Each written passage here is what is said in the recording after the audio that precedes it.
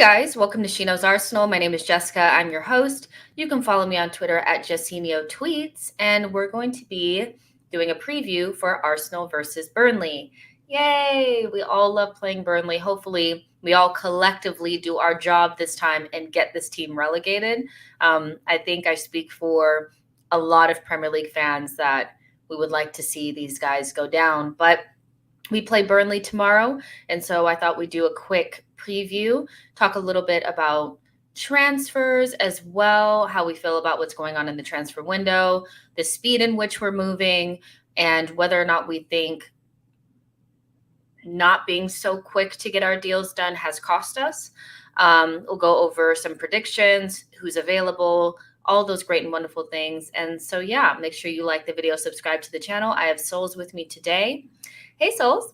Hey, Jess, how you doing? I'm good. I can't complain. I can complain, actually, because I'm not going to lie. I'm feeling nervous. I feel like I shouldn't feel nervous, but I do. Coming up to a game, I think mostly because results haven't went our way over the last couple of days. I think one of the bigger results was Leicester versus Spurs, and then today Manchester United versus West Ham, both wins coming in stoppage time, and so that leaves us in 7th place. Still not far away from top 4, but awfully close to mid-table, and so I'm looking at this weekend's fixture as something that let's just get this done, get the 3 points. I don't care what it looks like, and go into the break and hopefully recuperate. How are you feeling just generally about this weekend's game? Does it feel heavier to you, or do you think it's just business as usual? No, it's got to be business as usual. We can't let results affect us because if we're winning, then does it really matter what our rivals are doing? Of course, we want them to drop points just so we can sort of build a cushion between ourselves and them. Ultimately, United have played more games than us, and I'm not saying games in hand FC or anything like that, but they are the facts. Even when, we were 4th, I've said that Tottenham have got games, they don't guarantee points. But ultimately, you've also got to look at it that way. We've got 6 points on them, which would build that cushion if we keep winning. And games like Burnley are games we should be winning. I'm not a fan of it's a must-win game because it doesn't matter who you play, it's a must-win. The whole 38 games are must-wins. You want to win as many games as possible. Yes, there's going to be games where you lose, but this is something which we now need to overcome a bit of adversity to beat a Burnley. Yes, we're a little bit depleted. There are a few players missing, which, two of our starting midfielders in terms of Xhaka and Partey are out of this game as well. The only I guess positive news is Chambers was in training, so hopefully we have a right back that is somewhat fit. And his injury was neck related, so that could be anything. But at least it wasn't a leg injury or something which would affect his performances. But in general, I'm fine. I think it's annoying because as you think, game done, Spurs have dropped points and United have dropped points, they go and win. That's, I think, the one that really hits you in the gut. But yeah, no, I'm feeling confident. We should be beating Burnley, and I'm confident we will. They've lost Chris Woods to Newcastle. They're not on the best of form either. They're literally in the relegation. Well, they don't have Cornet either. Cornet went to the African Cup of Nations, and let's keep it real. He was keeping them boys afloat, as far as I'm concerned. He was probably the shining light. I don't think Dwight McNeil has been very good this season, but he will turn into a superstar winger the day that we play them. That's usually how it works. But just a couple of just general stats. This is one that comes out from Orbinho. It's so funny. My mom is like, I can't stand that Orbinho. He's so negative. And I'm like, go get in, Mom. I get you. Because he loves to put out these little stats right before we play a game. And, it's almost like, I don't know, it's like a little bit of a jinx, but Burnley have won just one of their last 20 Premier League games. Remember Everton? They hadn't won a game for forever, since September, and then they played us, and they still beyond that, they still have not won a game beyond the game that they beat us in. So Burnley are not in the best form, and I just feel like we've struggled against Burnley over the last couple of seasons. The last time that we played them, we barely beat them 1-0 away from home. That was the Odegaard free kick. And then I remember the season before, that was the Xhaka kicking the ball up against the defender and it ricocheted into the goal. That it was that game, and we drew them 1-1. But the one before that, Xhaka got a red card, but because he put his hand around one of the Burnley players' necks. So needless to say, Burnley is a team that we should be beating, but we have a difficult time with. Even in the comment section, I seen a comment about their physicality and feeling like we might struggle against that, maybe even with the lack of midfield. When you look at the table, these 3 points are massive. And I get what you're saying about we can't live on a game-to-game basis. You know, it can't be, well, Spurs and Manchester United won, so this is a must-win game and all that kind of stuff. I understand that. But when I look at the table and I think about going into a long break, what would be the best platform to kind of reset us? Because the last month, this January, we haven't won a game. We need a reset. I feel like Southampton was our reset game, you know, before we went on that good run. We need another one of those, I feel like, just to get us back on track. Because even though I don't think we've played terrible, we haven't really won a game. So those 3 points could potentially put us in 4th, depending on what happens between Spurs and Chelsea, or we hit 5th, something around there. But I feel like that's a healthy position going into a break, and hoping that we have some players, you know, coming in as well as reinforcements. Do you kind of agree that those 3 points are still important in terms of the platform and just the mood that you want to have? Or do you think that the fans have a mood within the fan base that doesn't really infiltrate the locker room, so they don't think about it the way that we do? Like, do you think they're sitting there looking at it and being like, these 3 points are massive, or we just need to kind of keep our head down? No, the way the players talk, they know this is every game is a big game. You know, even when you look at Arteta, no matter who he's playing, he's focused on the game. I remember when we was asked about what you're going to do against Burnley and Norwich when we first played them, and when we were going to play Burnley and Norwich, he was asked about the Northern Derby, and he goes, "I'm not even thinking about that. I've got Burnley and Norwich to play first, and ultimately I'm focusing on Burnley." And I think that's the mentality change that we've been talking about, and I don't think what we think is what they think anymore. I did used to think that when we had like Raul, Sven, even when Wenger was there under Emery, where a lot of things were influenced by how the fans were reacting to things. In terms of, I don't think party happens if the fans didn't go mad about it. And now I don't think we'd have the summer window if they listen to the fans. Because think about the outrage when Ramsdale was coming in, Ben White was coming in, even Tomiyasu. Like, not a lot of people rated him. They were like, we should have gone for Emerson. And now obviously the fan base has turned. So I think it's very it's become, when it used to be about 90% the fans had an influence and 10% the club doing what they wanted, it's now turned around, in my opinion, to maybe an 80-20 split, where, yes, the fans have got a say in terms of how they react to news, but it's become more club are going to do what they feel is right for them and right for their business and right for their investment. So I don't think they do. I don't think they care anymore. Yes, they'll come out and apologize. Yes, they'll come out and, interact with the fans. But what the fans ultimately have to say, I don't think they care as much about. Like, even abusive messages, you're seeing less of them coming out and saying, "Oh, why am I being abused?" or, blah, blah, blah. They're not doing that anymore. They just don't care. They're getting on with their game. They're talking about how they're going to prepare, how they want to get better. Even when you listen to the likes of Saka, Ramsdale's interviews, because Ramsdale's prominent with, Ben Foster, for example, when he was talking about how the club are reacting to situations. And I think they know now that they don't need to talk. They want to show it on the pitch. And that's the ultimate change. Yeah. I mean, I think there's definitely a separation between what goes on in the locker room and what we talk about amongst fans. And I don't know if they feel like, because these results went in a certain way, that it's a must-win game. But for a section of the fan base, it does feel like a must-win game, especially because there's pressure, especially I noticed that when we play games and the transfer window is open and we're not doing well, the heat increases quite a bit, and it doesn't help that on the day that we go out of the Carabao Cup, quite, I would say, weekly, that a report comes out that they want to renew Arteta's contract, so all of those things mixed in, not having a striker, not having a midfield, feeling like we're just sitting around doing nothing. We know that they're not sitting around doing nothing, but that's what it feels like. And then we're now sitting in seventh, potentially going to offer Arteta a new contract. I think that's what makes the fan base feel like, well, you better frickin' win this game.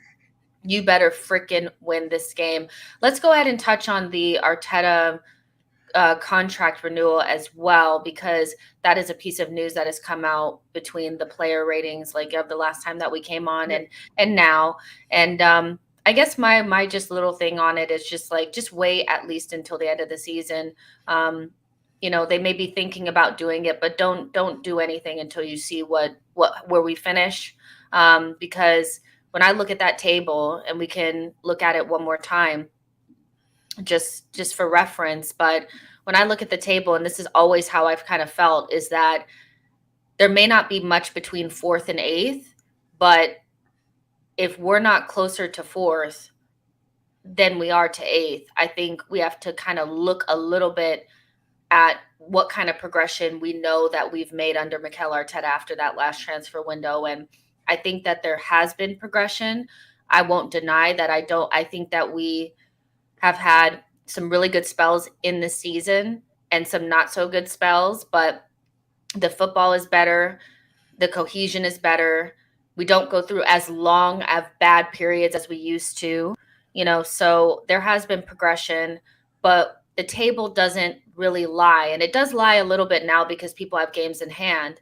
But the reality is that we're not secure enough in those that top six for me to feel like we should be giving Arteta a new contract, because as much as I like him and as much as I think he's doing a good job, there needs to be a tangible result that we can look at, where we're not trying to look through the weeds to find positives. It needs to be like, okay, well, we went from eighth mid-table to securing Europa League, and we were closer to fourth than we were to eighth.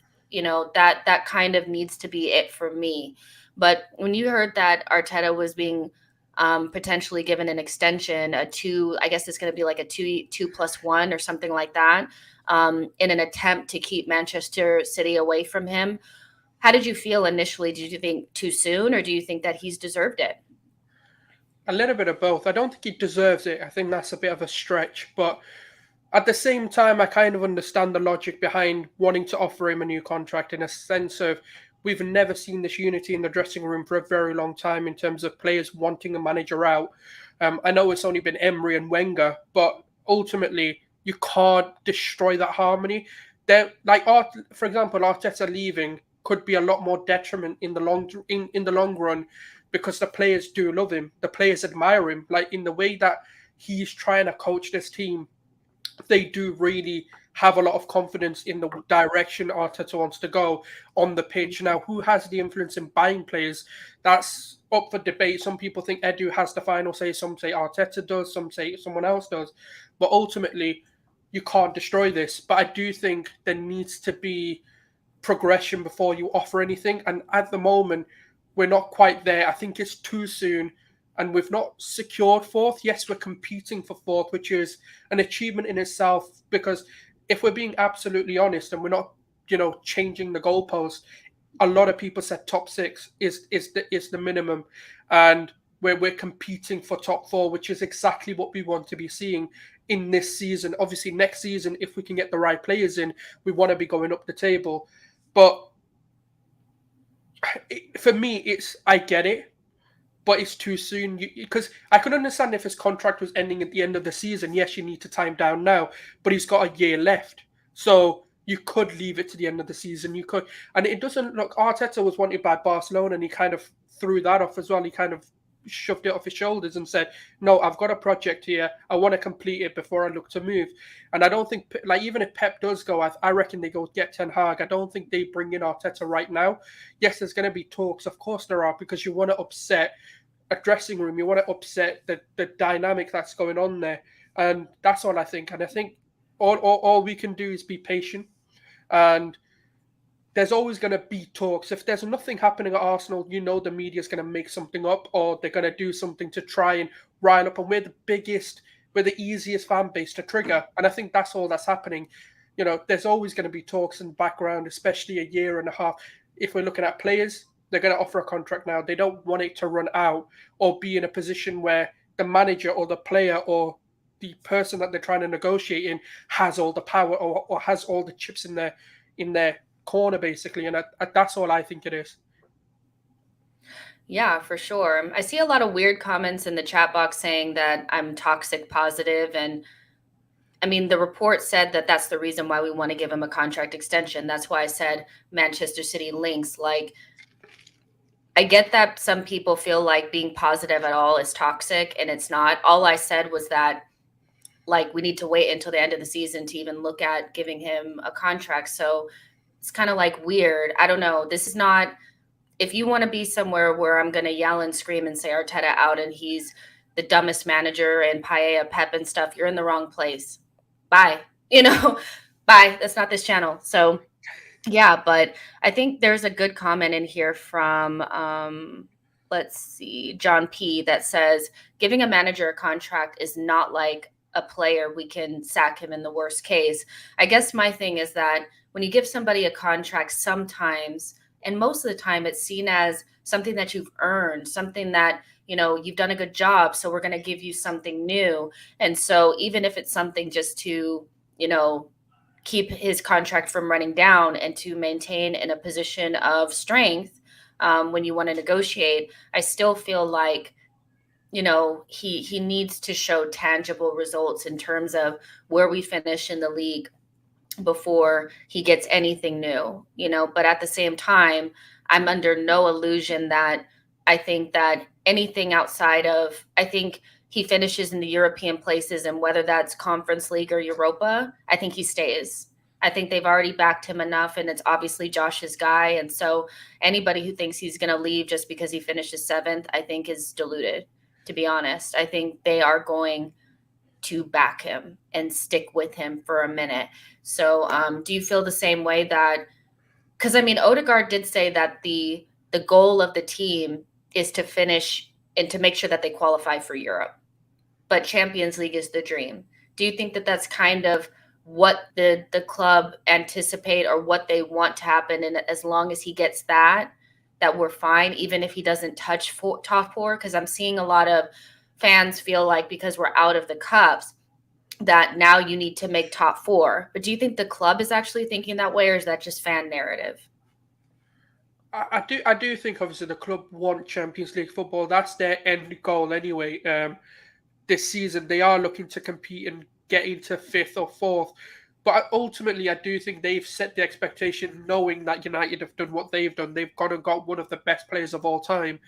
Some people think he is the greatest of all time. And they've gone and got Rafael Varane, who comes with a reputation in himself. So they've looked at that. They've looked at what Chelsea have done. They're champions of Europe. They've gone and reinforced and bought a £100 million striker in, which was exactly what they needed. But obviously, no one knew that this was going to happen in terms of moving forward, that those teams are going to underperform to what their expectations were. Man City and Liverpool are doing what they're expected to do, which is compete for the title. Man City are running away with it, but Liverpool still have a chance. They've got a few games in hand, which they can kind of narrow the gap, and obviously City dropping points today. So they knew, okay, top 4 is a big ask. 5th and 6th is exactly where we need to be sitting with the window that we've had. Because if you look at Spurs, they haven't really reinforced. They haven't brought in players who revolutionized the way they play. Yes, they went and got Conte, mid-season, but when we look at before the season, they had Nuno, who, let's be honest, we're not really looking at and saying, yeah, he's going to take Spurs to another level. Yes, they're going to maintain the level they're at. And I don't think enough business was done either for West Ham. I think a lot of people thought maybe that's a one season and they'll drop off, but they've continued. But then Leicester's dropped off, and they haven't looked the same, as they have done in previous season. So I do think the club are looking at it like, okay, we've got 4 teams who should be better than us, so we should really be 5th and 6th at a minimum. But if we get top 4, that's, as you said, that's the dream. And I think that's the way they've put an expectation, because there's no point of saying you need to get top four, but we've not given you the team for top four on paper anyway. And that's the way I see it. Yeah, I mean, I do agree with I don't think we have a top four team. So I'm not sure that asking him to get top four just because he doesn't have any other cups in his way or like any cups to think about makes a lot of sense. I just think he needs to be closer to fourth. You know, he can't drop away and he needs to finish in the top six. But the club, like you already said, okay. The reason why I'm blocking you guys is because I'm not going to take any bullshit today, to be honest. You guys just follow me around and abuse me all day, and it's really annoying. So, but yeah, I think that you've already kind of said it, that the club thinks something different than the players and the manager, like, and the fans. Like, everybody kind of has a different agenda. And so just because we want to get top four doesn't necessarily mean that that's what they want Arteta to get. So, yeah, we kind of talked about that, but I want to talk about transfers a little bit. So with transfers, I just want to ask, because I've been thinking about this a little bit, that it feels like other teams are able to get their deals over the line a lot quicker. You know, you looked at somebody like Aston Villa, who has been able to bring in Coutinho and Digne fairly quickly. And even through the summer, they got like everything done really quickly, way quicker than us.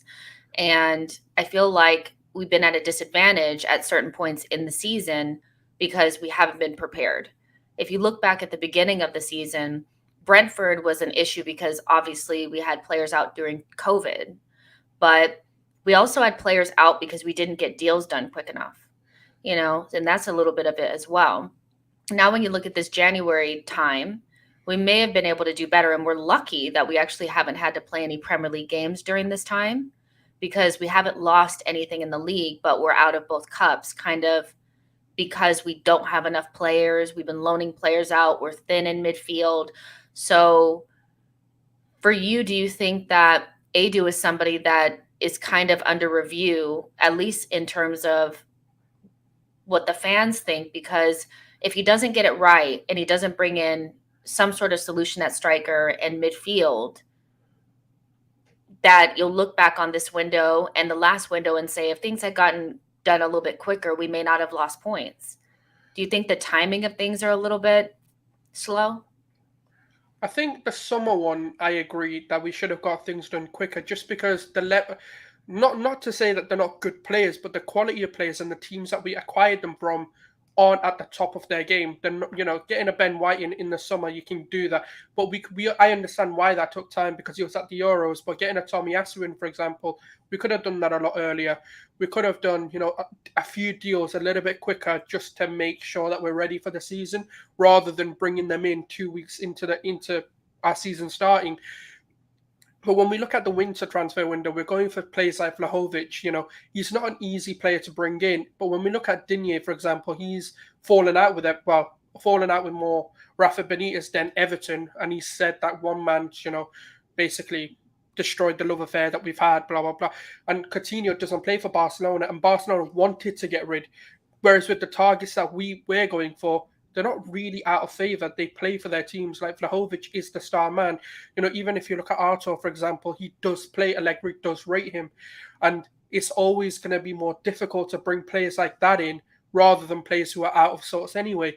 And you know, I know it's like I'm defending them and I'm giving them a bit of like time, but if we were going for players, you know, that were less, let's say, for example, a Dominic Calvert-Lewin, for example, I think that's an easier acquisition to make.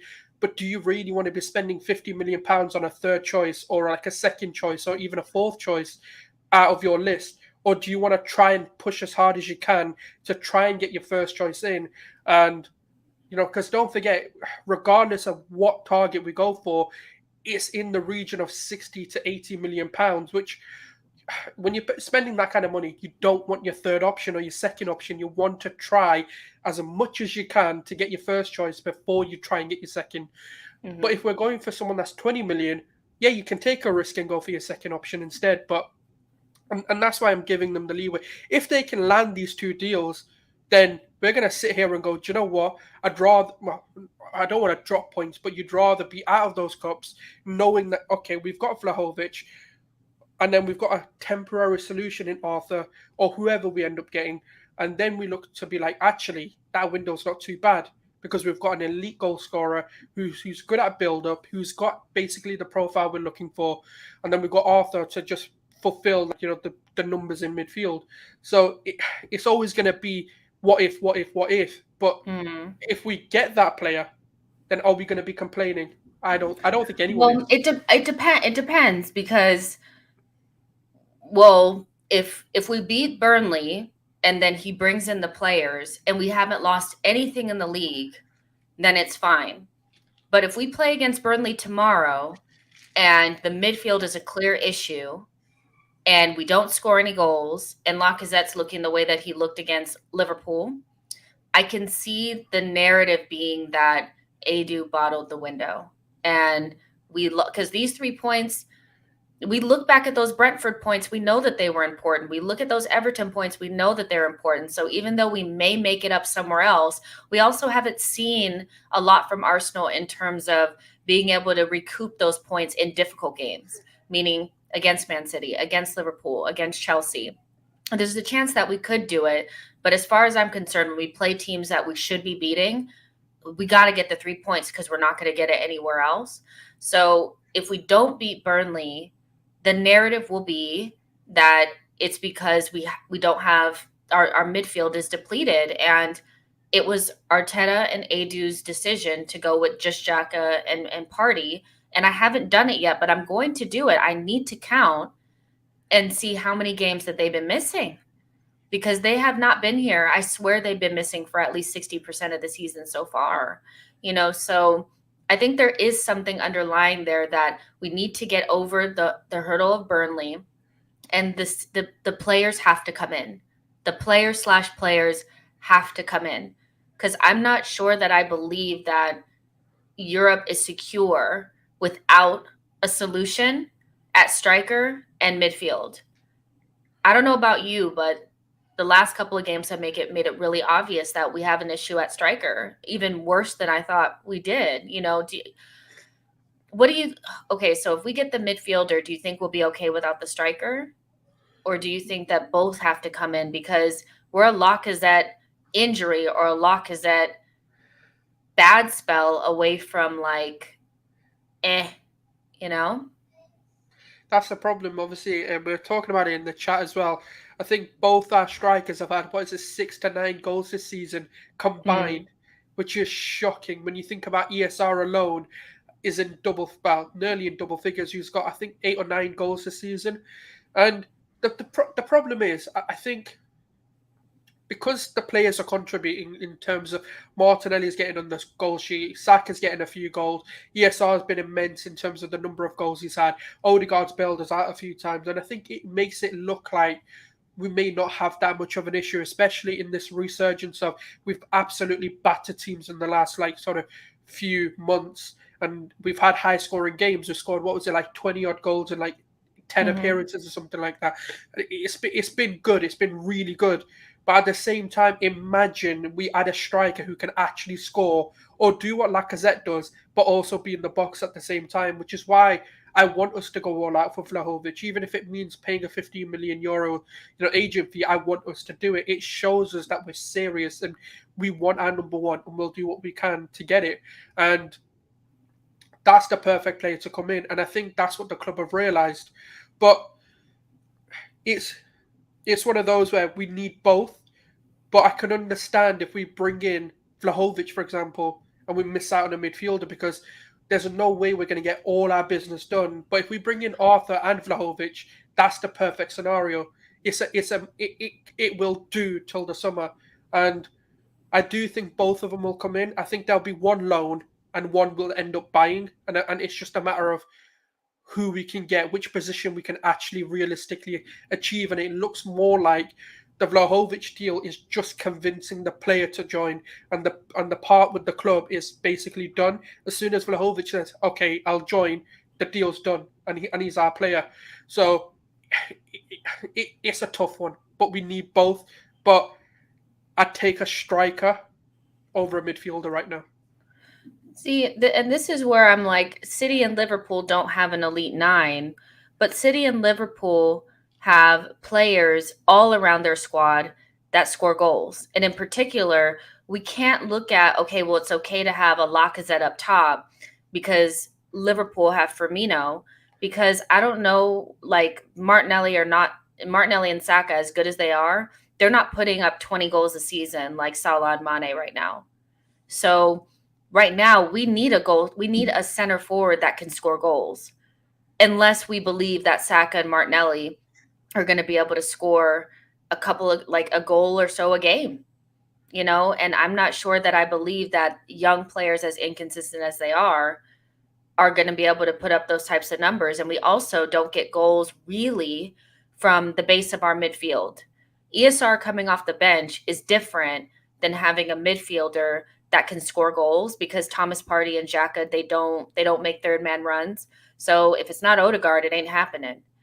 So when I think about what Arsenal need to be doing, unless we believe that Saka and Martinelli are going to become these Salah and Mane types, then our center forward has to score more than 4 goals a season. Like it just, I think so. We don't have third man runs into the midfield, out of midfield. So yeah, but I don't know. I think it's a midfield thing, but I also think we're going to struggle scoring goals if Saka and Martinelli stop scoring. So we'll see what happens. But The reason I say it is because if we think about it, El Neni comes back, Party comes back, Xhaka comes back, and then we'll all of a sudden think, actually, we don't really have much of a midfield issue anymore because Lokonga's already there anyway. And because obviously we just got to get over Burnley, beat Burnley, and most of our players return anyway. So that's the reason for my reasonings to going for a Vlahovic, because Aubameyang, I don't know what the situation there is. wait, do you think that he can be reintegrated? A lot of people are in the comment section asking about, could he be reintegrated? Do you think that there's a chance that, we don't get Vlahovic? Because the thing is that I'm not convinced that anybody is going to give us their star striker in January. I don't think Everton, fighting the way that they are going to give us Calvert-Lewin. I don't see it. And Vlahovic looks like, if I had to give it a score 1 out of 10 of how confident I am it's going to get done, I would give it probably a freaking 3. So you know what I mean? It's kind of like, can we even get a striker? Like can Aubameyang come back in? You think it'd be reintegrated if we don't? Or is he finished? Is he Ozil? I don't. It looks that way, doesn't it? And I mean, obviously, he's had it's come out that he's had a heart issue as well. So the problem is we don't know how much of a damage he's done in terms of within the club, how bad the situation is, because we still don't really know what's happened. We just know there's a falling out. It could be with Josh or it could be with Arteta, but Arteta's kind of come out and said, I'm fine with him coming back in, but upper management aren't allowing it. So I don't know. I don't know what the situation there is. But in terms of, I don't want to rely on it. I don't want to be like, oh yeah, Aubameyang comes back in, because he's been, let's be honest, absolutely trash. So there's no, just go for a striker. You can't get worse at the minute than a guy who scored literally 3 goals against West Brom's, under 21s. And that's it, really. I've not seen much of a contribution from him. So even if he does, he doesn't get goals. So it's like, well, with Lacazette, we play far better. We've had triple, quadruple the amount of goals as a team without Aubameyang. So why fix something that's not broken, but then bring in an upgrade on the same profile? And that's what Vlahovic does. So it is a difficult one. And I'm with you. I still don't think we get him. I don't believe we'll sign him. But if the club believe it and if they're going this hard on it, then clearly there's some sort of breakthrough. And there's something that, yes, there is something there for them to keep pushing. So it's going to be a time will tell kind of situation. Definitely. Time will time will tell. So there's about 100 of you guys watching. Make sure you like the video, subscribe to the channel.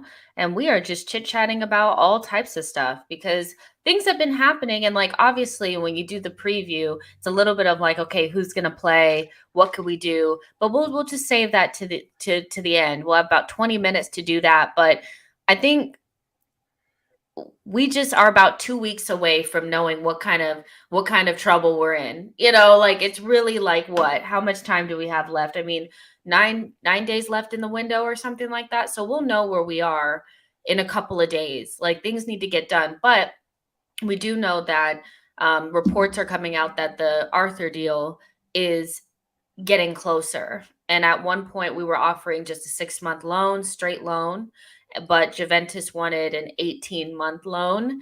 That's interesting, to say the least.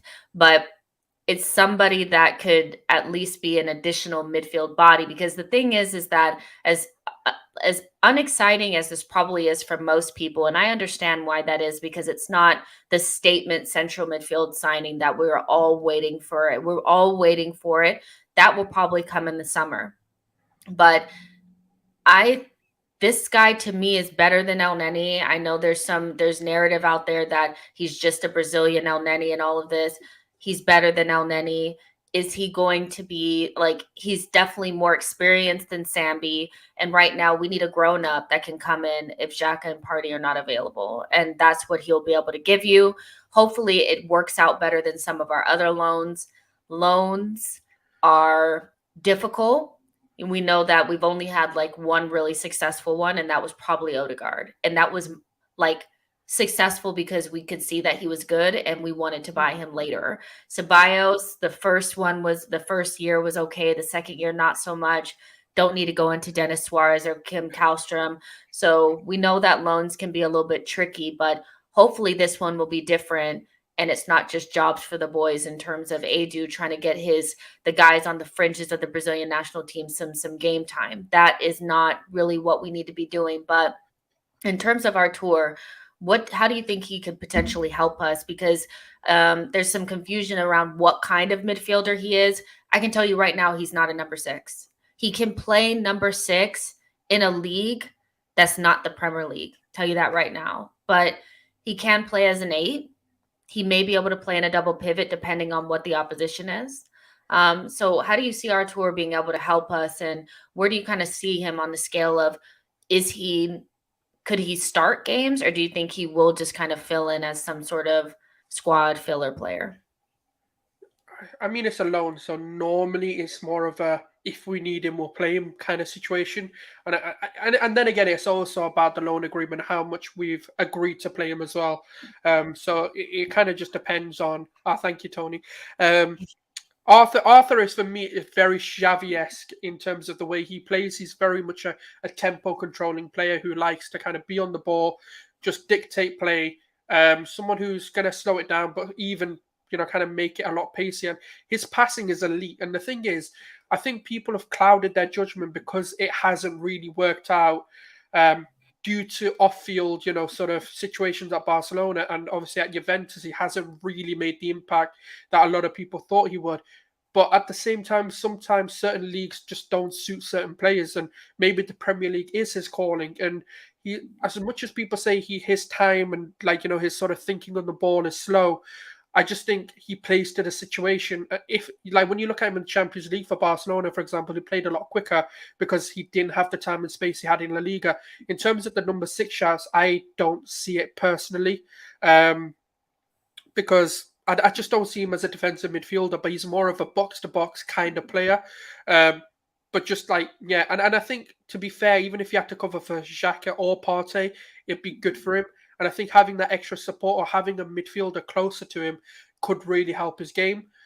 He's got a good set piece on him, and that's just what I see. But again, it's one of those, it's a weird one because he was actually good for Barcelona if people watched him. But it was what happened off. I'm not going to say it on here because what happened was a bit extreme to say on a stream. I've told you guys behind the scenes exactly when he got excluded from the squad. And after that, he got sold. Well, the whole weird swap deal thing happened, very dodgy. But I want him just because I think for a loan move, there's no risk involved other than paying a bit of wages. But either way, we're going to have to do that. He could turn out to be a revelation. Who knows? And 18 months is a good loan for the player to feel like, yes, he can settle in a bit more. Because if you do a 6-month one, it's one of those where he's like, all right, I'm going to go back anytime soon. So I'm not going to get a house. I'm going to be in a hotel or whatever it may be, like a penthouse kind of situation. Whereas with 18 months, you can get like a tenancy agreement, kind of move in and settle in a little bit because it's enough time for you to kind of settle in and take in the culture. So for me, I think it can be a good thing for us, and we need the number. El Nenny's going, so we'll have at least Arthur for 12 months, and then we can bring in another midfielder. We don't have to stress about, oh crap, we need to get 3-4 in and pay fees for them because we've already got one on loan. So it could be good, but obviously any signing, any loan move has the risk of flopping. So that's just the way I see it. Yeah, for sure. You can always kind of tell what kind of player it is and what you're getting kind of by the way that the fans that he's leaving feel about him. And so there is some, I know that Barcelona fans did like Artur. They did not want him to go. But it just hasn't worked out for him at Juventus, and that shit happens. It happens all the time. And that's why I'm always reluctant to say a player is crap until I go back and see what's actually taken place. And quite frankly, if you don't like being somewhere and that's not somewhere where you wanted to be in the first place, then it's hard for you to perform. Sometimes you're changing coaches, you're going to a different league, and he's only 25 years old. And so I don't really buy into the, poor man Ceballos or, Brazilian El Neni stuff. I think that's a little bit harsh for somebody who has vast Champions League experience. And I mean, even there's a Juventus account that said that Juventus will regret losing Artur because he is very good. I don't quite see how he fits us right now because we play in that double pivot, and I would need to see him in it to believe that he could play in the Xhaka role or Thomas Partey role. But I do think you're adding a technically good midfielder that's better than Sambi and Elneny, and gives us something different. And it won't stop us from bringing in the midfielder that we want in the summer. So that's kind of where I am with that. And beggars can't be choosers sometimes, So it's one of those where in January it's really difficult and the market is not great, so you're not always going to get what you really want. So yeah, there you go. But let's see. Michael says also Juventus is not kind to midfielders. He has something to prove, which isn't a bad thing. Do you think that could be a good thing for our tours, having something to prove? It's that, there's a World Cup around the corner. He needs to get back into the Brazilian national team. His careers kind of went off the boil. Similar to Odegaard, do you think he's somebody that may be able to rehabilitate his career a little bit and that might propel him to get going a little bit quicker? 100%. I mean, obviously, it's weird because of the World Cup's going to be in winter this time around. So he's got a season and a half-ish kind of to prove himself. Obviously, being out of favour, it should, especially with the mentality of like even being at Barcelona, he's been highly rated by the players. Even Messi's highly praised him many, many times in terms of his technical ability on the ball. He is going to want to be a part of that Brazilian national team, especially being sort of, was he now 26, I believe he is. So he's going to be 30 by the time it's the next World Cup. This is probably the best time for him to make a statement within that Brazilian team and get back into it. So if he has any ambitions of wanting to be a part of the Brazilian team, it should bring him and it should hunger him and have a fire in his belly when he joins, because there isn't really going to be another World Cup for him if he doesn't take his opportunity now. So it's all based on hope that he has got that mentality. But even I think when he joins and he realizes the mentality around him, sometimes your mentality changes based on the people you spend time with.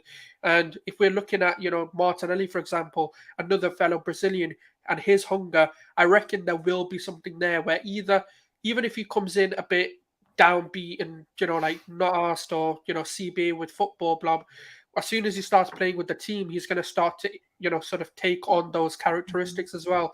So either way, I think it will give him a desire to want to win and be the best version of himself, or at least we can hope. 100%. 100%. There's 110 of you guys watching. Like the video, subscribe to the channel, be nice to each other in the chat. Be nice to each other in the chat. Ali says, yeah, but Fabinho and Casemiro is ahead of him in Brazil. You guys do realize that Brazil has about 10 DMs that are probably better than most DMs. that position for Brazil is very, very difficult one to get into. Fernandinho just decided to leave the scene. It's not an easy one. Douglas Luiz finally got his chance. He's not really up there. So it's kind of like when people are like, well, he doesn't start for Brazil and Casemiro's there. Casemiro has been the starting central defensive midfielder for Real Madrid for like 10 years. Until he says I'm done, ain't nobody getting near that spot.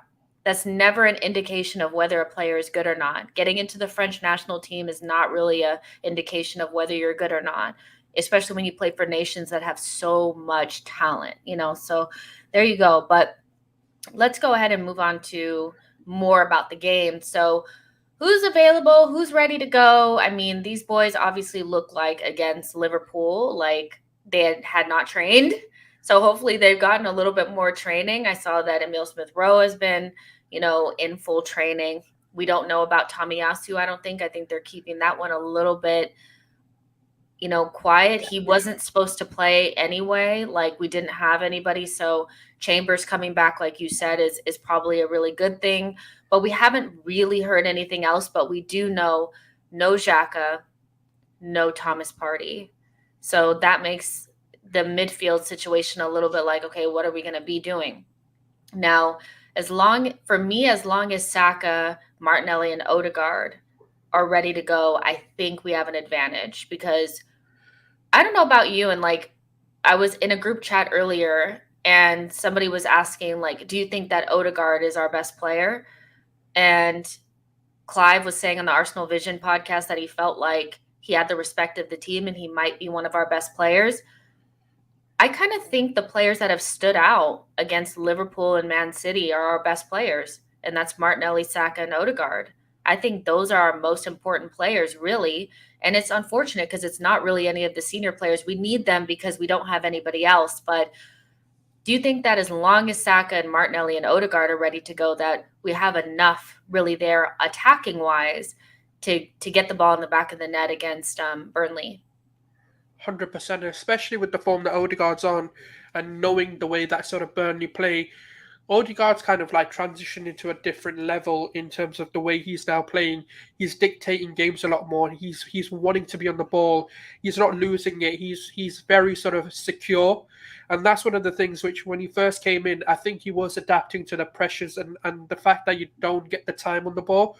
So that's something that, and to be fair, you're seeing a bit more leadership. He is screaming at players. He is trying to make things happen. And then when you look at Martinelli, he's taken on a lot more responsibilities in terms of when you look at Liverpool, he knew that central positions we were being overrun and we were being dominated, and he tried to come in a bit more to kind of support the midfield as much as he could. And when you look at Odegaard against Liverpool, like, there was a part of his game that we haven't really seen. We know he can press and he can work hard, and but one thing he was doing was intercepting, he was tackling, he played like a DM, like as if he was this defensive solid unit, but we know he's not, which is it's a strange thing to see. And he's become that player who we signed, and I've been talking about, and I've said, you know what, I'm not that pissed off that we didn't sign Maddison and we got Odegaard, because for £30 million, it is a steal, and I think £50 million was too much for him anyway. But we're starting to see elements of why this kid was dubbed to be a superstar, and whether he ever lives up to that level of an expectation, even if we could get like 70% of that player that he's dubbed to being, we've got a hell of a player on the hands. And he's an Ozil with work rate, with a bit more defensive ability as well, which, if you think about Ozil, even if he becomes 70% of Ozil, we would love it. And I do think he is arguably been one of our most consistent performers behind maybe Tomiyasu. I think Tomiyasu's had 2 bad games, which, to be fair, that's immense for a player who's just come into the league, who's been thrown in, and that's the way I see it. And obviously Martinelli and Saka, especially Saka this season, because we knew what Martinelli had to offer. We knew he's an elite finisher who can score a lot of goals. He's a hard worker, and he's basically showing everyone else what we've said about Martinelli, and Saka's adding end product in terms of assists, in terms of decision making, and being very responsible for just handling the attacking side on the right hand side. So they are arguably our best three players, and then you've got obviously Ramsdale.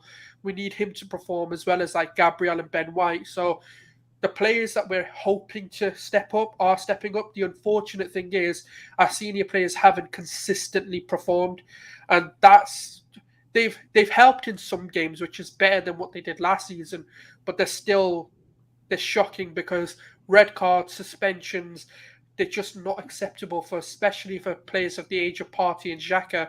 You should be a little bit more responsible, especially when your young players are outperforming you. And that's just the way I see it. I do think it's the young players this season. Yeah, it's no different than last season. The young players are carrying us because Aubameyang has not done anything for us. Xhaka and Partey have collectively been unavailable for pretty much the entire season. I would guess that we can count on one hand the amount of times that they've played together. So there you go. And Lacazette goes in and out of form. So it's the same. It's the young players doing their thing, and we're just in a position where I just think these players are going to have to get older, and we'll add more youngish players to this group, and they'll just grow as because I don't think we're going to even be able to buy experience because we just don't do well at that. The buying the Socrateses and the David Luizes and the Williams, it doesn't work.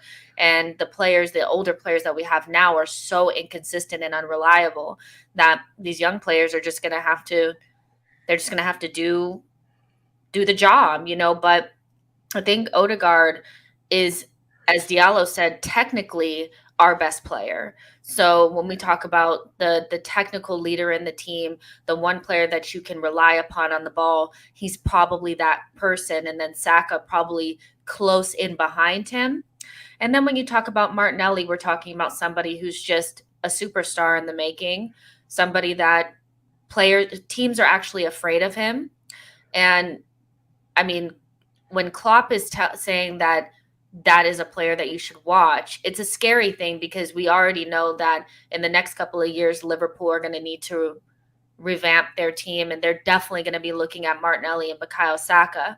But that just shows you the level of player that we have there, and if they continue to grow, then we have something special. But I would say that our best three players are Bukayo Saka and Martinelli and Odegaard for sure, because they're the players that against the best teams, they stood out. Like they stood out and they played well. And you can't really say that for everybody, even though we still love the rest of the players. So let's go ahead and look at this, the lineup. I think as long as nothing has happened, Ramsdale will play. I thought he had probably his worst game. He's had two difficult games. Well, he's been a little rough since he's come back into the group. After, because we played against Man City, and then the next game that we played was Nottingham Forest. Yeah. Was it? Leno, yeah. And Leno played, and then since then he hasn't been his self. And I have to say that I feel like him and Gabriel haven't been the same since the Man City game. They just haven't. They've lacked a little bit of something, and they need to get it back quick, fast, and in a hurry. But those two in there, White in there as well. Probably another player that just right below for me, Saka, Martinelli, and Odegaard is somebody else that I think is really important, especially for us in terms of the technique and what we do on the ball. And what do you think your call is on Tomiyasu? Do you think it's going to be Chambers, or do you think Tommy will be able to play? Oh, no, I think Chambers. I think usually you can tell by the training pics of who they kind of put out there. I'd be very surprised to see Tomiyasu come in because he looked very off the mark. It wasn't like, oh yeah, you know what, with the weeks of training he'll be back. I think maybe give Tomiyasu like 30 minutes or something like that just to kind of get a bit more minutes under his legs. But I want to see Chambers come in and then just bring in Tomiyasu for maybe 40 minutes or so just to give him a few minutes. There's no point risking him against a Burnley when Chambers can do a job against them. So yeah, no, that's what I would do, and then just leave Tomiyasu for the Wolves going onwards from there.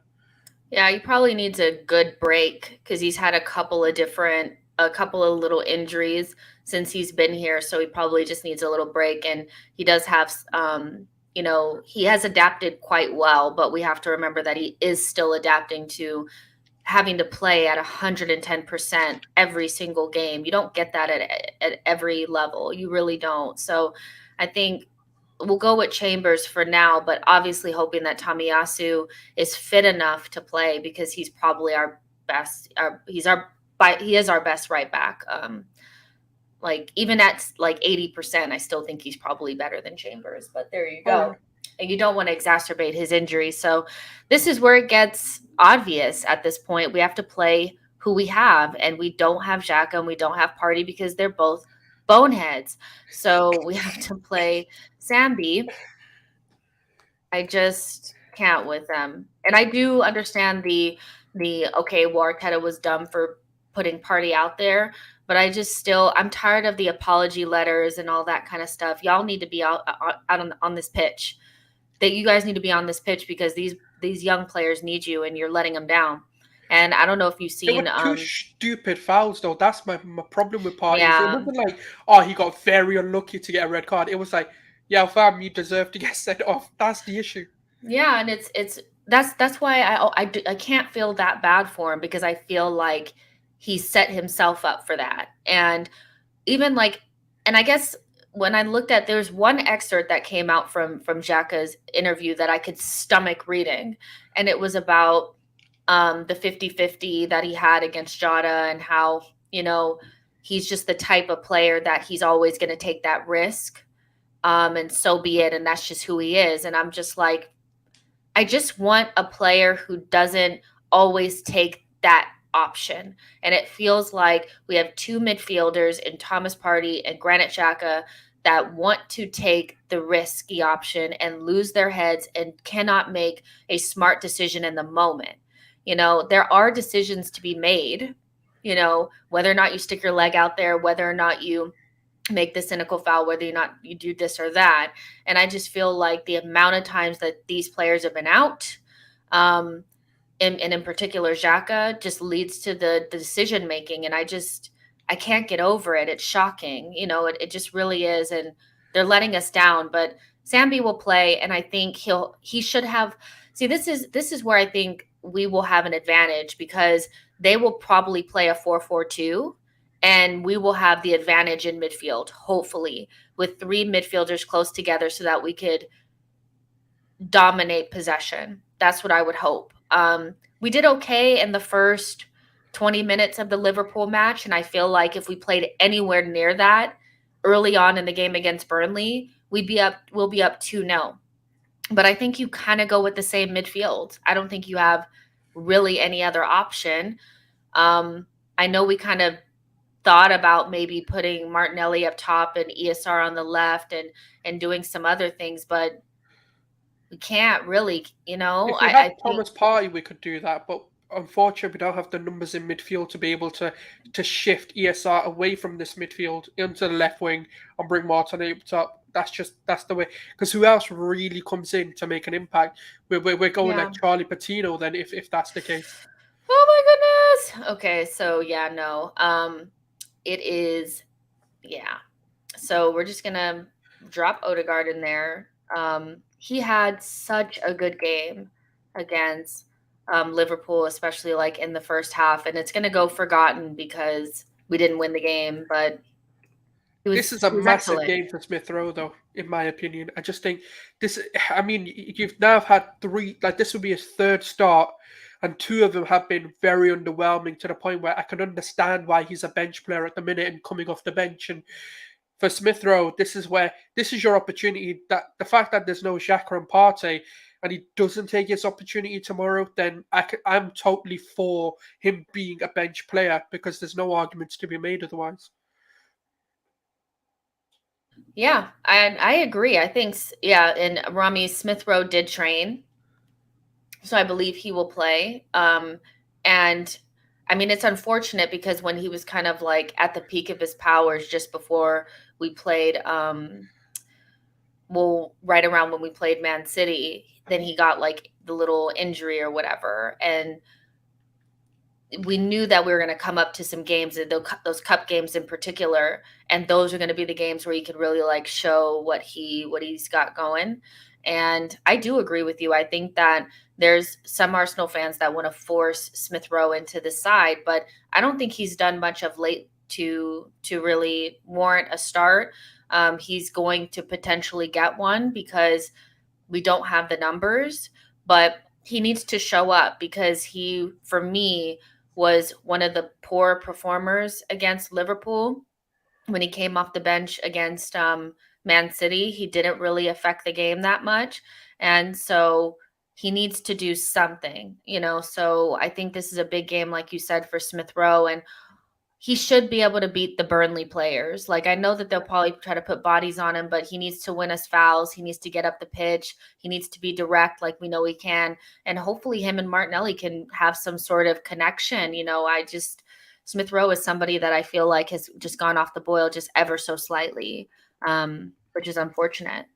Martinelli, of course, who he's due a goal. He hasn't had a goal in a while, so he is definitely due a goal, and this would be a good game to get one. So I think we're all kind of in agreement that it'll be Martinelli, and then hopefully Bukayo Saka. Hopefully nothing has happened to him, and Lacazette, unless something silly happens and Arteta decides to play Nketiah for some odd reason. This is what I would expect to see. Yeah, hope it don't see Eddie. I don't want to. The thing is, look, I know Lacazette had a poor game against Liverpool, and he was a little bit in hiding in that game. But the thing is, like, we do go in on players. I think if he has a poor game today, and well, tomorrow, sorry, against Burnley, then yeah, there's reasons to be concerned because that could be the start of his bad patch. And we do kind of need Lacazette, especially. I think this is catered to him. I think this is a brilliant game for him to forget Liverpool and put that behind him because he loves a physical battle. He loves to have, and I think this is going to be the big difference where when we had Aubameyang against Burnley in the first time around in Turf Moor when we played them, he didn't really offer anything. They put two centre backs on him, and Aubameyang can't do anything against him. Whereas with Lacazette loves that. He's like, bring it on, like let's get physical, and he loves those kinds of games and those environments. So if he can't do it against Burnley, I'd be really worried. Are we now going to see that bad patch that Lacazette goes through every season? So it's a big game for him. It's one of those where he can turn his fortunes around and forget about Liverpool and get back to what he does well. And it can also mean that other players progress more and allow Saka and Martinelli to be the threatening players that they are. And he can also add to that midfield. We can turn it into a 4 when we need to, if we need that central cover. I just think he went onto the right far too much. He was playing like a right mid rather than sort of that number 10 that roams in the middle, affects the game as a false 9. And that's kind of where the issues came in to his performance. But hopefully he's learned from that, and Arteta said to him, come on now, like play the more central role that you normally do and allow Odegaard and Smith Rowe to be the wider midfielders. So we'll have to wait and see how it does. But for Smith Rowe and for Lacazette, they are big games for them. Yeah, for sure. Smith Rowe. He's somebody that I'm looking at. Like I need to see you do something, especially because I just feel like it's odd to me that I feel like people want to force him into the lineup. And I get that we love Smith Rowe, but he's not really doing what Odegaard is able to do in that midfield. And they offer different things, but what Smith Rowe offers that's so valuable to us is his ball progression. And I just feel like a little bit of that is gone. His burst is gone. He's not really able to wiggle away from pressure like he was earlier on in the season. So I'm looking for that to come back. And I think it will. He just might need a little bit of a run of games, and this is it for him. So yeah, this is the lineup. I still expect this team to beat Burnley. It's going to be difficult because I think Burnley are going to be, they're fighting for their lives right now. They have like 1 million games in hand, do they not? I think they have quite a bit of games in hand. I can't remember the last time they played. Yeah, it's been a while, hasn't it? Yeah, they have only played 17 games. Yeah, they haven't played in 2 weeks, haven't they? Yeah, so I mean, they've been the last time they played. Was it against Man United? Was that the last time that they played? I think so, yeah, because it's their last two games. I think have been postponed. I think against Spurs and Leicester they were meant to play. So, Yeah. so I think it would. So So yeah, they haven't played since well they played on January 8th against Huddersfield in the FA Cup. So they yeah, so it's been a minute. So they haven't played in a while, so I would expect them to be rusty. We are at home and we have just played. And so all the cobwebs and all of the rust and all of that, we should have been able to knock that off. And then also we need a response from really the woeful month that we've had. I mean, we started off on a high, on um, New Year's Day, playing well against Manchester City, but not really getting the three. We didn't get any points from that. And since then, we just haven't really gotten back. And I know I know it's because we don't have the players that we need in midfield, but I have to be honest, I don't really care about who's missing in this game because with the team that I'm looking at now, if this is what goes out against a Burnley team that hasn't played in 2 weeks, that doesn't have Cornet and doesn't have Wood and is sitting in 20th, I expect us to beat them and comfortably, you know. Yeah, for sure. I mean, how do you think the game is going to go? Do you sense that there'll be a little bit of nervousness, or do you think we'll come out with a point to prove? Oh no, I think we're gonna come the way we've kind of come against Leeds, the way we've come against Newcastle, against that resurgence of form, Arsenal. I think we're gonna see that again. Um, yes, there's always going to be that worry that the midfield isn't great every time it has come together. We've not really done that well. I mean, we did it against Burnley and Norwich and we beat both of them, but they're not really the marker to say that this works. But it should be enough to beat a Burnley side who, firstly, are probably lacking in confidence, but at the same time, they shouldn't go underestimated. A relegation battle team or someone that's trying to get out of the relegation zone are going to be fired up, and they know that Arsenal play a certain way, and that when you kick certain players about, they kind of become redundant in the game. So we need to side on the air of caution, but at the same time, I think the quality that we've shown, we should be comfortably beating them. Especially I know people are going to say, but Chris Wood gets double figure goals every single season. He's not a mug. He plays for a Burnley side.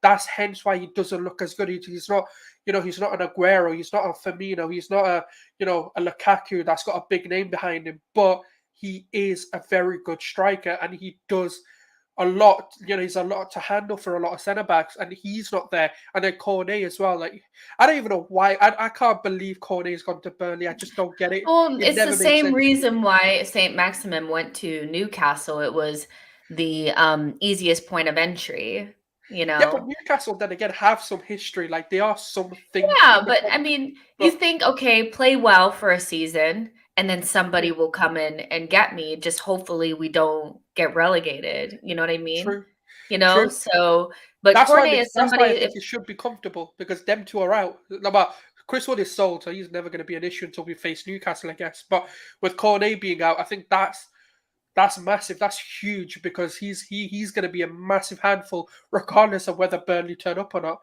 So yeah, no, I think we're no longer pushovers. So that's why I do think it should be a comfortable game for us, especially at home. We've been really good. So I hope we can see a dominating performance. Whether the scoreline reflects that or not is besides the point. We do need to win this. it might be like when we played Newcastle at home and we really struggled to kind of break them down at first because they will sit in a block. Like I imagine that they'll sit in some form of a block, and then we will struggle to break them down because everybody kind of struggles to break down the blocks, right? And it took a moment of brilliance from Bukayo Saka to get the breakthrough in that match. And then we got the second goal, and then that was it. And so I kind of feel like it will be something like that. But I kind of want it to be like the Southampton game after the Everton game, where you could tell that the nerves were kind of there, but we started to play our game. Easy 3-0 win. It wasn't beautiful, but that's kind of what we need. We just need to just play our game, get over the line, and put Burnley in a position where they just stop even trying. 2-0 up early will stop that from happening. And Eric, the question around pushing the kids around, the one thing I will say is that this is where the fans make a huge difference for me, because I think the referees in the English Premier League can sometimes make decisions based on the way that the fans react, and we're at home. So I think every time Saka and ESR and Odegaard get the ball, they need to try to, they're going to get kicked, so they need to try to get into advantageous positions for us. So when they kick us down, we get a foul in a good position. That's what I think we need to do. Saka does a good job of this, where he turns out of pressure and gets us up the pitch. And then what he's been doing a lot lately, which I really like, is he tries to go towards the goal, so that if they're going to foul him, they're going to foul him right on the edge of the box or inside the box. So we know we're going to get kicked. We know that they're going to try to play the physical thing against us. Watford tried it. Newcastle tried it. It's not going to work. But when we do get fouled, we need to make it obvious that we've gotten fouled, and the crowd needs to make a big deal out of it, get them on cards, try to get fouled close to the box, put pressure on them. But what we don't need to be doing, and this is where Sambi comes into play, is don't dawdle on the ball right in front of our goal, because they will foul you, or you will get rattled, and you'll kick it away, and they will get an easy goal like that. So this is where Sambi needs to really keep his composure. Do you think that Sambi has to have like a really good game tomorrow, being the anchor of that midfield potentially? 100%. And this is a game, I think, which welcomes him to the Premier League perfectly in terms of what he can expect, because Burnley are a team that epitomize like Premier League football in the sense of they're physical, they don't give you time on the ball, but also they won't tackle you, they'll foul you, and that's one of the biggest things. And I hope, whoever's alongside him, whether it's Odegaard, so whatever the lineup is, and I hope Gabriel, Ben White are really making him aware, because this is where conversation and communication between players is going to be key. Because as much as we want to sit there and go, well, Lakonga's dawdling on the ball, I hope some of the players take responsibility and say to him, look, man on, make sure you pass it quickly, and we don't put them in uncertain situations. Because even when we look at the Xhaka situation last season, a lot of people say, well, should Leno have passed it to Xhaka? Should Xhaka have really done what he did, etc. But I do think it's going to be key for him with the way we play, because we like to kind of pass it to whoever that midfielder is, whether it's Xhaka or whether in this case it'd be Lokonga. Ramsdale's going to be looking for him constantly, or Ben White's going to be looking for him as soon as he progresses the ball. And if he's having a hard time, evading pressure, which we've seen him do, he's really good at it. When he first joined, he on the half turn, for example, takes a man out and then makes a good pass. So we need to see a bit more of that. We need to see that side of Lokonga's game. And hopefully there's been enough talk, and I think Arteta really understands Burnley in the way that we need to play against them for Lokonga to sort of translate that onto the pitch.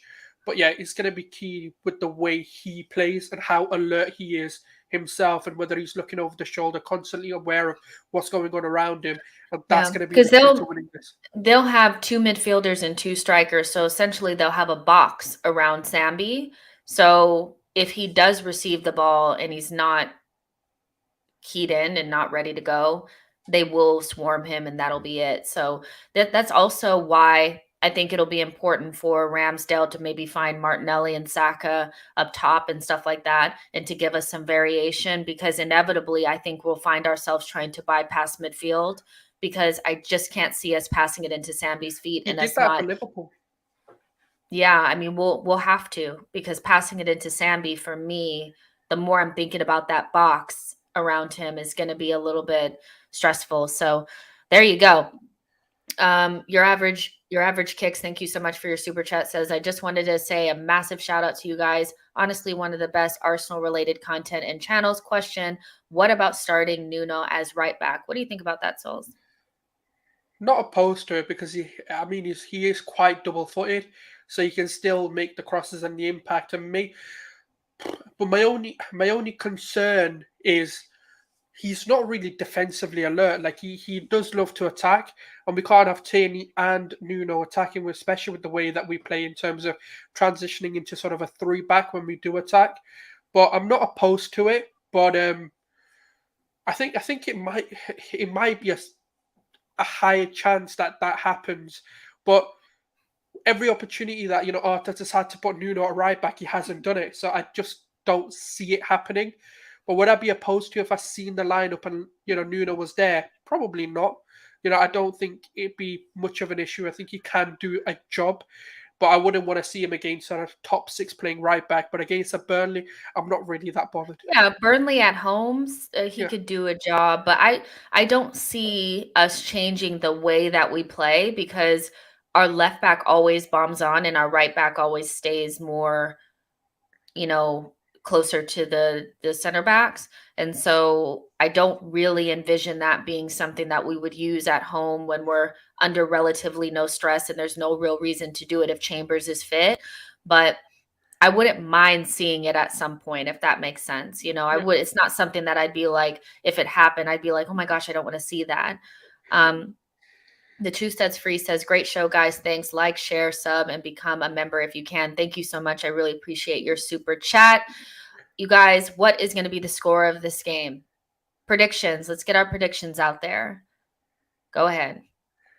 Yo-Yo says, massive risk with that midfield. The team is vulnerable without an actual 6, let alone 34. I mean, we've been talking about this midfield for weeks now because every time we see it, and for me, it doesn't matter who the 6 is.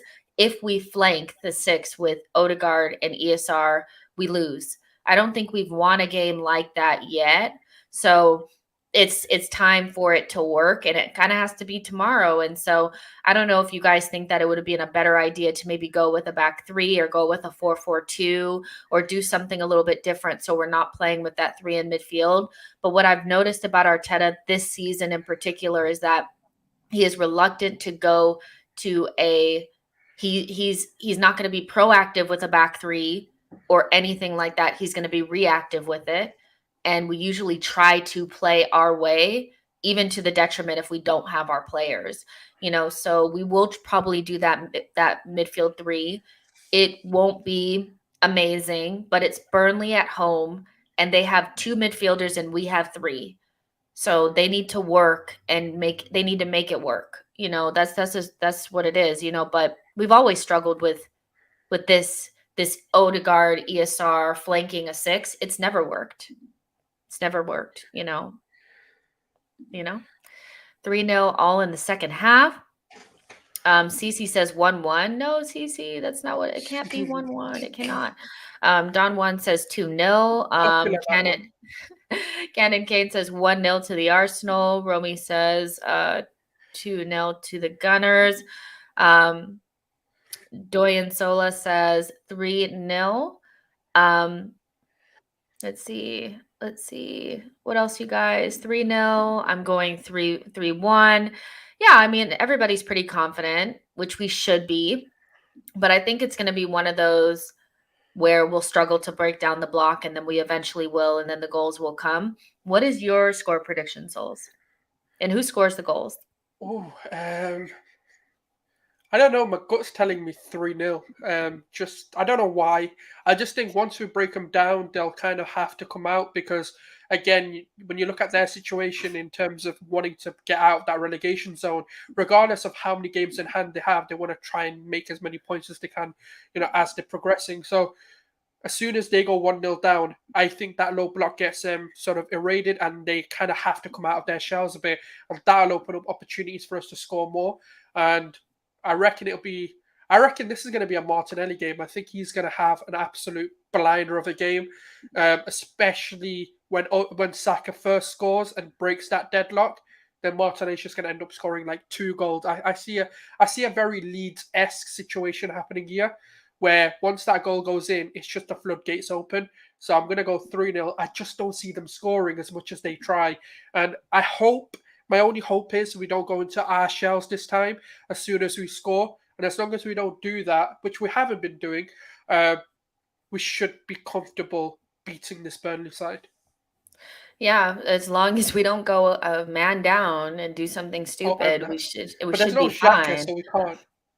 Oh, shit, but there's a Gabrielle, so you never know. That's true, yeah. But no, I think it should be straightforward in terms of, us breaking down the block and eventually getting through it. But, I personally, I agree with you. I think it's going to be a Odegaard Martinelli game. I think Odegaard will run the midfield. He'll get us up the pitch. He will get us into good positions with Saka and Martinelli on the edge of the box. But I'm feeling a Martinelli brace. Like, I just think Martinelli is due a goal. He hasn't had one in a while, but I think he's owed one from the Man City game where he missed that wide open goal and he was really terrorizing them. And so this will be the day that he will get 2 goals. I believe it'll be 2-0. And I think Odegaard will get at least 1 assist. Saka will play good, and we'll see what happens with ESR. I really want to see him kick on and look like the ESR that we know. And we need a clean sheet. I need to remember that these boys can defend, and the defensive set piece marking has got to be better, because that's one thing that I saw against Liverpool is that we just were defensive optional and decided, well, Liverpool are better in the air than us, so we're not going to even try, and that was bullshit. Stopped marking the post. We didn't have anyone on the post on their corners, which was mind-boggling to me. I didn't understand what was going on there, but that was the first time this season that we look like the old Arsenal defending corners, and that I think was more a mental, like, oh, I don't really feel like it. Then, like, we know our team can defend corners and stuff when they really want to. Your Average Kicks, thank you so much for your super chat, says, I suggested Nuno at right back is because Burnley away are going to come and park the bus. Nuno, his attacking threat, can offer something different on that side. I think my thing with Nuno is I'm not sure that he's necessarily technically responsible, like, and reliable even on his own side without a lot of space in front of him. Like, he's a big space runner. And if they do have a block and we have to have more intricate passing, I feel like he'll struggle if he's on the other side, So I'm thinking about, okay, well, if we get trapped and it's like, okay, well, we have to try to break down this low block, who's going to be able to do it? Now, when we played against Newcastle, we had to do that. Tavares was instrumental in Saka's goal, and he was able to get it going in the second half. So that I think he could be a good weapon off the bench. If something happens and we need to break something open and do something different, he is somebody that I would like to see utilized. So that is a really good point. And the Truth Sets Free says, Burnley suck, like watching paint dry. Yes, they do. And we all need to do our collective part to send those guys down to the championship. I'm all for it. But we're going to end it there. Nice job, you guys. Thank you guys so much for joining us on this Saturday evening for the match preview. Really enjoyed it. Souls, I enjoyed your company. Thank you so much. Where can everybody find you? Literally simple as going on Twitter and just looking up Guna Souls. And you can find anything that I do on there.